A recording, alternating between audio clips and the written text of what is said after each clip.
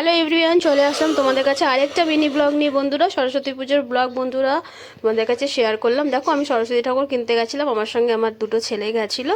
তো দেখো, ওরা পছন্দ করছে এটা নেবো এটা নেবো বলে, তারপর ফাইনালি একটা সরস্বতী ঠাকুর নিয়ে আমি দেখো ফুল মার্কেটের দিকে এগিয়ে গেলাম। আমাদের এখানে শিয়ালদা খুব বড় একটা মার্কেট, সেটার মধ্যে এখানটা ফুলও পাওয়া যায়।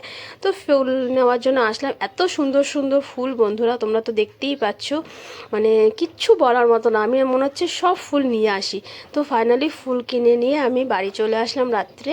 তারপরে পরের দিন সকালে স্নান টান করে দেখো ঠাকুর আমি সাজানো গোছানো শুরু করে দিয়েছি।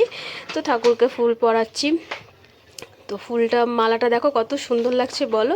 আর আমার ঠাকুর সত্যিই খুব সুন্দর হয়েছে। তোমাদের কেমন লাগছে বন্ধুরা একটু আমাকে জানিও।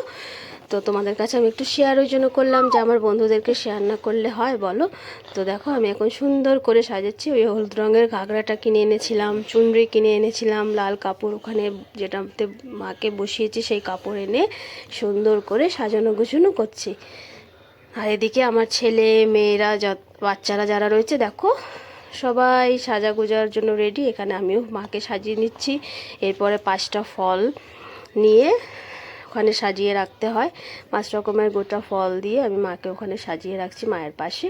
তো বন্ধুরা, নিজের মতো ঘরেতে সাধারণভাবেই করেছিলাম, নিজেই করেছিলাম, ঠাকুরমশাই ডেকে পুজো করায়নি। আর এই পাশ থেকে আমার ছোট ননদের মেয়ে ভিডিও করছে। তো দেখো খুব সুন্দর করে ভিডিওটা করেছে বলে তোমাদের কাছে শেয়ার করতে আমি পাচ্ছি বন্ধুরা। তো তোমরা বলো। এই দেখো তারপরে ছোটো ননদ এসে হাজির। তো এসেই আগে মায়ের ফটো তোলা শুরু। আর পুজো পার্বণ মানেই ফটো তোলা, সাজুগুজু করা, এটা তো করতেই হবে, তাই না বলো বন্ধুরা। তো দেখো কত সুন্দর লাগছে আমার সরস্বতী মাকে।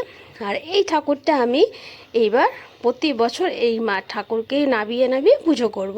তো আমি সেরকম দেখেই ঠাকুর নিয়েছি। তারপরে দেখো আমি 5 রকমের ফল আমার ননদ কেটে দিল, কেটে সাজিয়ে গুজিয়ে মিষ্টি ফল পুরো টোটালি সাজিয়ে গুজিয়ে রেডি হয়ে করে তারপরে আমরা সবাই পুজো করতে বসলাম।